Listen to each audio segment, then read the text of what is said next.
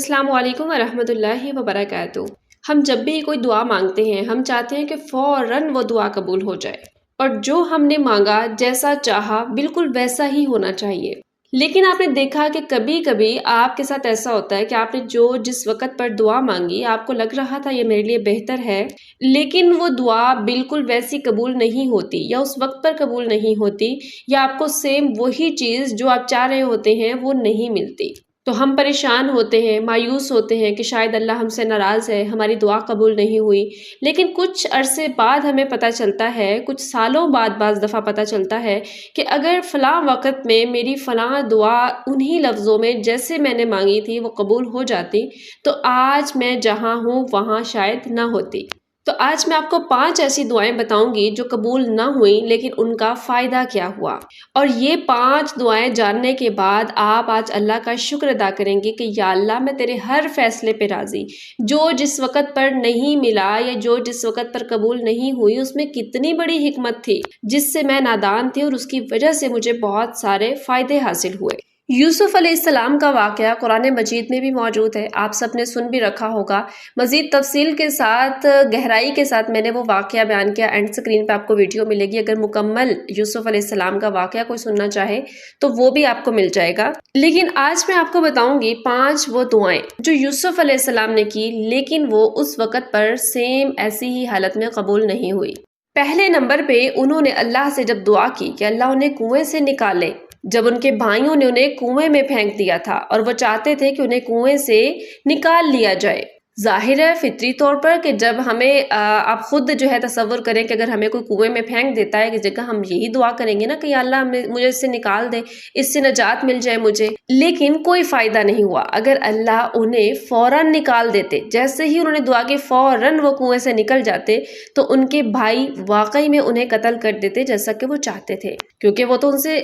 جان چھڑانا چاہتے تھے، ان کو ہمیشہ کے لیے ختم کرنا چاہتے تھے۔ اگر وہ فوراً ہی کنویں میں نہ گرتے یا بچ جاتے یا کنویں سے فوراً واپس نکل آتے جبکہ ان کے بھائی موجود تھے تو وہ ان کو حقیقت میں قتل کر دیتے، کیونکہ وہ جانتے تھے کہ یہ تو بچ گئے اور اگر بچ گئے تو ہمارا راز نکل جائے گا گھر واپس جب آئیں گے تو، اور وہ ان کو ہمیشہ کے لیے قتل کر دیتے اور وہیں پر یہ سلسلہ ختم ہو جاتا۔ دوسرے نمبر پہ جو دعا میں آپ کو بتاؤں کہ جب ان کو قبیلے کے ایک قافلے نے بچا لیا، جو وہاں سے گزر رہا تھا ایک قافلہ، انہوں نے وہ ایک لمبا واقعہ ہے کہ ڈول لٹکایا اور اس میں جب دیکھا اللہ نے مدد فرمائی، اس میں سے یوسف علیہ السلام باہر صحیح سلامت نکلے اور ان قافلے والوں نے اپنے قبضے میں لے لیا کہ ہم ان کو غلام بنا کر بیچ دیں گے۔ وہ شہر کی طرف لے کر جا رہے تھے، اب یوسف علیہ السلام پریشان کہ مجھے ان سے بچا لیجئے، یہ تو مجھے غلام بنا کر بیچ دیں گے۔ لیکن آپ نے کبھی سوچا کہ اگر یوسف علیہ السلام ان سے بچا لیے جاتے تو یوسف علیہ السلام شاید تنہا صحرا میں بھٹکتے رہتے، ان کو کوئی مدد نہ ملتی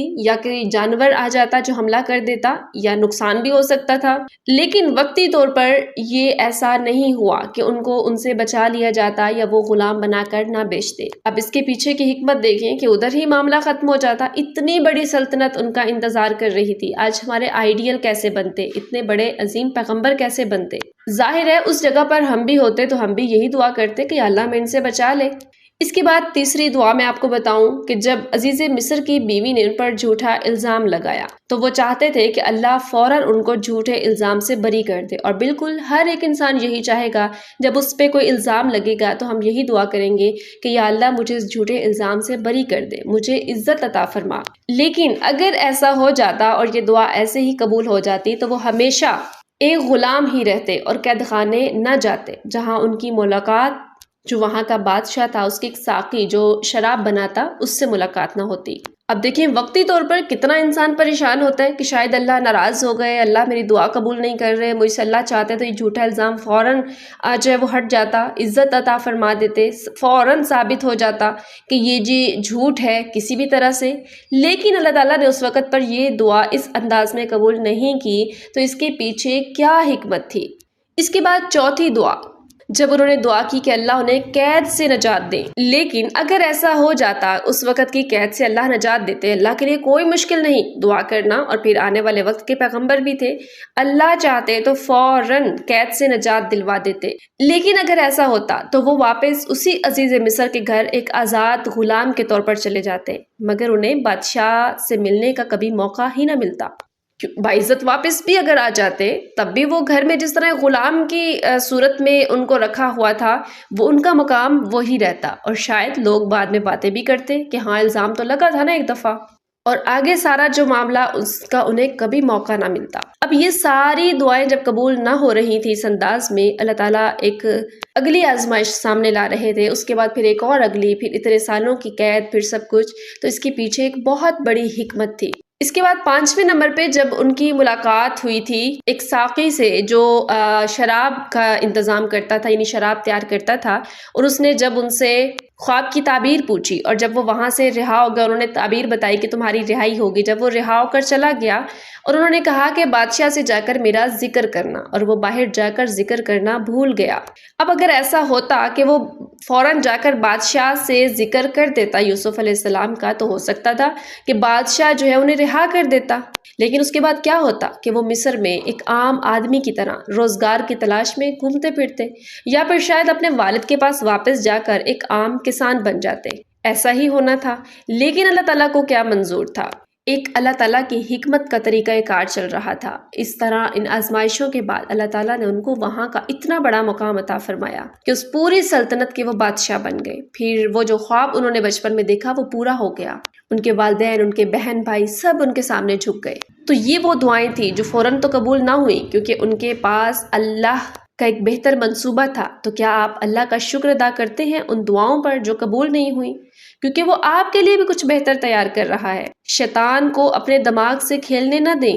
کہ اللہ آپ کی نہیں سنتا، آپ سے بے پرواہ ہے معاذ اللہ، یا وہ آپ کو سکون نہیں دینا چاہتا، یا آپ کو چھوڑ دیا ہے۔ اللہ نے ہم میں سے کسی کو بھی نہیں چھوڑا۔ اگر آپ ہر لمحے میں اپنی حفاظت کے امکانات پر غور کرنے لگیں، صبح اٹھنے سے لے کر رات سونے تک، تو آپ کو ہر لمحے اللہ کی رحمت نظر آئے گی کہ وہ آپ کے ساتھ ہے، آپ کو سنبھال رہا ہے، اور آپ کو ایک بہترین مقام پر لے کر جا رہا ہے۔ تو شاید آج آپ کو اس کے بعد بہت سارے ایسے واقعات یا اپنی زندگی کے لمحات یاد آ رہے ہوں گے جب آپ نے کچھ ایسا چاہا کہ یہ بالکل ویسا ہو جائے اور وہ نہیں ہوا۔ ہو سکتا ہے ابھی اس کی سمجھ آ جائے، یا پھر کچھ سالوں کے بعد انسان کو کہ ہاں اس میں کتنی بڑی ایک حکمت تھی جس کی وجہ سے یہ دعائیں فوراً قبول نہ ہوئی۔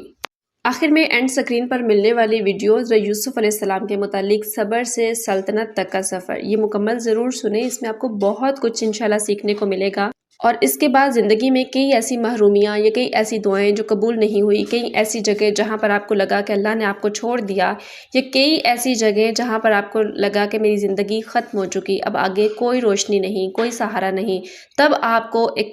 نیا پیغام دے گا کہ نہیں، آپ کے لیے اللہ تعالیٰ نے کیا کچھ رکھا ہے۔ شاید آپ کو وہ کچھ ملنا ہو جو عام لوگوں کو نہیں ملتا، جن کی زندگیوں میں آزمائشیں، تکالیف نہیں ہوتی، ان کو وہ مقام کبھی نہیں ملتا۔ ہو سکتا ہے آپ کی زندگی بدلنے کے لیے یہ بہت اہم کردار ادا کرے، اور آپ کو کبھی اپنے ان لمحات پر پچھتاوا نہ ہوگا جس پر پہلے آپ کے آنسو بہتے رہے، پہلے آپ کو مایوسی ہوتی رہی۔ اگر آپ بھی ہمارے ساتھ جڑنا چاہتے ہیں یا پھر نساء التعلم انسٹیٹیوٹ کے تحت کورسز، کلاسز لینا چاہتے ہیں، تو ان دیے گئے نمبرز پر رابطہ کر کے ان تمام کورسز میں، کلاسز میں تعلیم کے لیے رابطہ کر سکتے ہیں اور رجسٹریشن کروا سکتے ہیں۔